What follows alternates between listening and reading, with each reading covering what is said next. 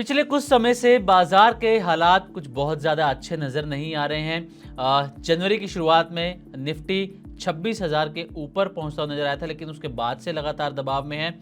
Specially जो पिछला एक महीना रहा है, जब से यूएस और ईरान के बीच में वॉर स्टार्ट हुई है, उसके बाद से बाजार पर ज़बरदस्त प्रेशर देखने को मिल रहा है। लेकिन हाँ, पिछले कुछ ट्रेडिंग सेशन अगर हम देखें तो बाजार रिकवर करता हुआ भी नजर आ रहा है।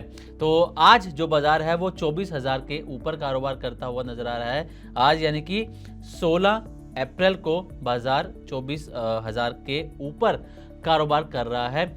लेकिन जो FIIs हैं वो लगातार बाजार से अपना पैसा निकाल रहे हैं और सिर्फ मार्च महीने में यानी कि पिछले महीने मार्च 2026 में FIIs ने करीब करीब 1.17 लाख करोड़ रुपए बाजार से निकाल लिए हैं। निवेशक अपना पैसा बाजार से निकाल रहे हैं, लेकिन जहां FIIs बड़े स्केल पर बिकवाली कर रहे हैं, अपना पैसा निकाल रहे हैं, निवेशक बिकवाली कर रहे हैं, उसके बावजूद दो शेयर्स ऐसे हैं जहां FIIs DIIs दोनों का भरोसा मजबूत है और दोनों अपनी हिस्सेदारी बढ़ाते हुए नजर आ रहे हैं।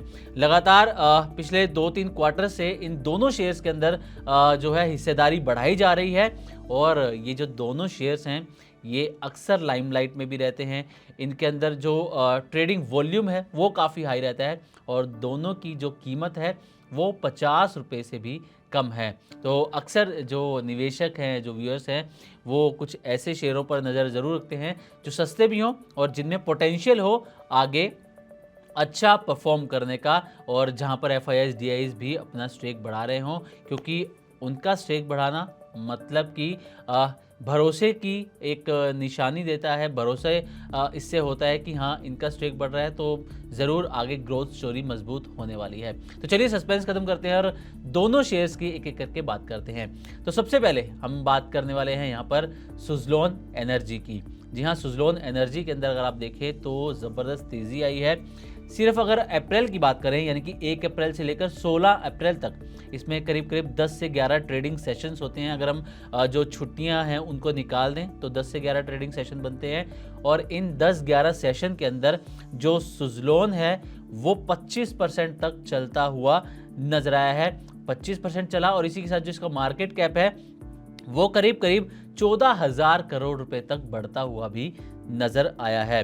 पिछले 5 दिन की बात करें तो सुज़लोन में 10% तक की तेजी देखने को मिली है और 15 अप्रैल का जो सेशन था सुज़लोन में ज़बरदस्त तेजी आई थी। क्यों? क्योंकि खबर आई थी कि FIIs अपना स्टेक बढ़ाया है, FIIs ने इसके अंदर, और DIIs ने भी बढ़ाया, ये भी बात करेंगे। 15 अप्रैल को जो सुज़लोन का शेयर है इसमें 7% से ज़्यादा की तेज़ी देखने को मिली और नंबर आप देखिए कि कितना हाई है इसका ट्रेडिंग का। करीब 21 करोड़ से ज़्यादा शेयरों की ट्रेडिंग एक ही दिन में यानी कि 15 अप्रैल के सेशन में होती हुई नजर आई। अब शेयर के अगर पिछले 5 साल की परफॉर्मेंस की हम बात करें, वैसे बीच में अगर हम बात करें कि 1 साल या 6 महीने या 3 साल में तो शेयर प्रेशर में नज़र आया, लेकिन पिछले 5 साल में देखें लॉन्ग टर्म के अंदर तो शेयर ने 1000% से ज़्यादा का ज़बरदस्त रिटर्न भी दिया है। तो ये सुज़लोन की अब तक की परफॉर्मेंस है। अब सुज़लोन में तेज़ी किस वजह से है ये आपको बताते हैं। तो FIIs और DIIs की हम बात कर रहे थे, तो पहले आपको FIIs के नंबर्स बताते हैं। FIIs ने सुज़लोन में हिस्सेदारी बढ़ाई है। Q3 FY26 में सुज़लोन के अंदर FIIs का जो स्टेक था वो 22.8% था, जो Q4 FY26 में यानी कि जो मार्च में Q4 एंड हुआ है उसमें बढ़कर 23.8% हो गया, यानी कि FIIs ने 1% स्टेक अपना सुज़लोन के अंदर बढ़ाया है। वहीं DIIs की हम बात कर रहे थे, घरेलू निवेशक जिनमें म्यूचुअल फंड्स भी आते हैं, तो म्यूचुअल फंड्स जो हैं वो सुज़लोन में लगातार स्टेक बढ़ा रहे हैं। Q3 FY26 में इनका स्टेक था 4.82%। एक क्वार्टर के बाद यानी कि Q4 FY26 में इनका स्टेक, इनकी हिस्सेदारी बढ़कर हो गई 4.87%। और इस तरीके से जो म्यूचुअल फंड हाउसेज हैं या फिर जो म्यूचुअल फंड्स हैं उनके पास सुज़लोन एनर्जी के 66 करोड़ से भी ज़्यादा शेयर्स उनके पोर्टफोलियो में ऐड हो गए हैं। एक तो ये वजह हो गई सुज़लोन के अंदर तेज़ी की कि एफआईआईज़ डीआईआईज़ अपना जो स्टेक है, हिस्सेदारी है, वो बढ़ा रहे हैं। एक और रीज़न है सुज़लोन में जो तेज़ी आई है, दरअसल सरकार का सपोर्ट भी ग्रीन एनर्जी में है। रिन्यूएबल एनर्जी जो कंपनीज़ हैं उनको सरकार सपोर्ट कर रही है और सुज़लोन भी एक रिन्यूएबल एनर्जी कंपनी है।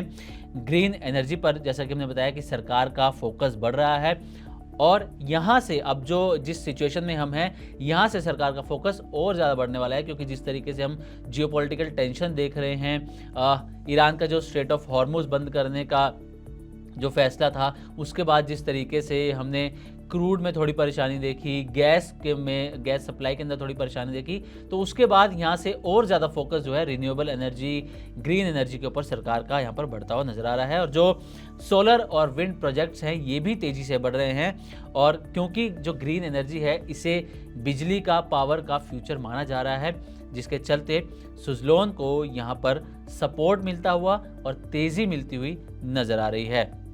तो ये 3 बड़े रीज़न हमने आपके सामने रखे कि सुज़लोन में इतनी शानदार तेज़ी क्यों आई है।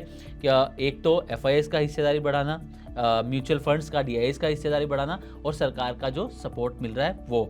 अब बात कर लेते हैं कि ब्रोकरेज फर्म की क्या राय है। तो जेएम फाइनेंशियल की अगर बात करें तो जेएम फाइनेंशियल ने सुज़लोन पर बाय रेटिंग दी है और टारगेट प्राइस दिया है 64 रुपीज़ का, और सुज़लोन इस वक्त 49 के आसपास कारोबार कर रहा है, यानी कि यहाँ से करीब करीब 29 से 30% की अपसाइड की संभावना नज़र आ रही है सुज़लोन एनर्जी के अंदर जेएम फाइनेंशियल को करंट मार्केट प्राइस से।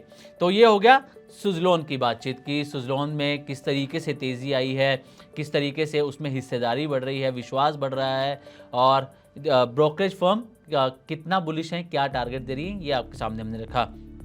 अब आते हैं दूसरे शेयर पर। जैसा कि हमने शुरुआत में बताया कि 2 शेयर हैं जिनमें हिस्सेदारी बढ़ रही है, और दूसरा है वोडाफोन आइडिया। ये भी आप जानते हैं कि ट्रेडिंग काफ़ी इसके अंदर होती है क्योंकि सस्ता शेयर है और अक्सर लाइमलाइट में रहता है, खबरों में रहता है। सरकार की भी इसके अंदर 49% स्टेक वोडाफोन आइडिया के अंदर है। तो अब वोडाफोन आइडिया के अंदर क्या हुआ है ये भी आपको बताते हैं। पहले तो जो म्यूचुअल फंड्स हैं इन्होंने लगातार तीसरे क्वार्टर में, लगातार थर्ड क्वार्टर है जब अपना स्टेक वोडाफोन आइडिया के अंदर म्यूचुअल फंड्स ने बढ़ाया है। आपको बताते हैं Q4 FY26 में, यानी कि चौथी तिमाही में म्यूचुअल फंड्स की हिस्सेदारी जो है वोडाफोन आइडिया के अंदर बढ़कर 5.9% हो गई है। इसके एक क्वार्टर पहले यानी कि तीसरी तिमाही में Q3 FY26 में ये जो हिस्सेदारी थी वो थी 5.3%, और उससे एक पहले क्वार्टर में यानी कि Q2 में, दूसरी तिमाही में, उसमें हिस्सेदारी थी म्यूचुअल फंड्स की 4.6%। तो आप देख रहे हैं कि लगातार 3 क्वार्टर से किस तरीके से वो जो म्यूचुअल फंड हाउसेज हैं वो वोडाफोन आइडिया के अंदर अपना स्टेक बढ़ाते हुए नजर आ रहे हैं, और प्रमोटर्स ने भी यहाँ पर वोडाफोन आइडिया के अंदर अपनी हिस्सेदारी जो है बढ़ाई है। पहले ये 25.57% थी, अब बढ़ाकर इसको 25.64% कर दिया, यानी कि प्रमोटर्स को भी कंपनी में आगे कुछ फ्यूचर नज़र आ रहा है जिसकी वजह से वो अपना स्टेक बढ़ा रही हैं। और अब यहाँ पर हमने बात करी कि म्यूचुअल फंड्स किस तरीके से अपनी हिस्सेदारी इसमें बढ़ा रहे हैं, प्रोमोटर्स की हिस्सेदारी बढ़ रही है, लेकिन इसके अंदर जो एफआईआईज़ हैं उनकी हिस्सेदारी थोड़ी सी घट रही है। सुज़लोन में एफआईआईज़ और डीआईआईज़ दोनों की हिस्सेदारी बढ़ रही थी, लेकिन वोडाफोन आइडिया में डीआईआईज़ की यानी कि म्यूचुअल फंड्स की हिस्सेदारी बढ़ रही है, प्रोमोटर्स की बढ़ रही है, लेकिन एफआईआईज़ की कम हो रही है, और एफआईआईज़ की जो हिस्सेदारी है वो गिरकर 5.56% हो गई है।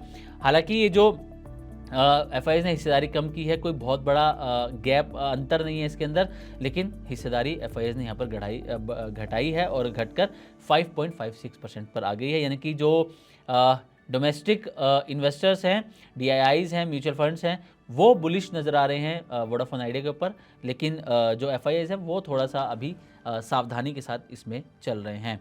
अच्छा, एक खबर वोडाफोन आइडिया के अंदर ये भी है, कई मीडिया रिपोर्ट्स में दावा किया जा रहा है कि वोडाफोन आइडिया को जल्द ही लार्ज कैप कैटेगरी में शामिल किया जा सकता है, ऐसा कई रिपोर्ट्स में दावा किया जा रहा है।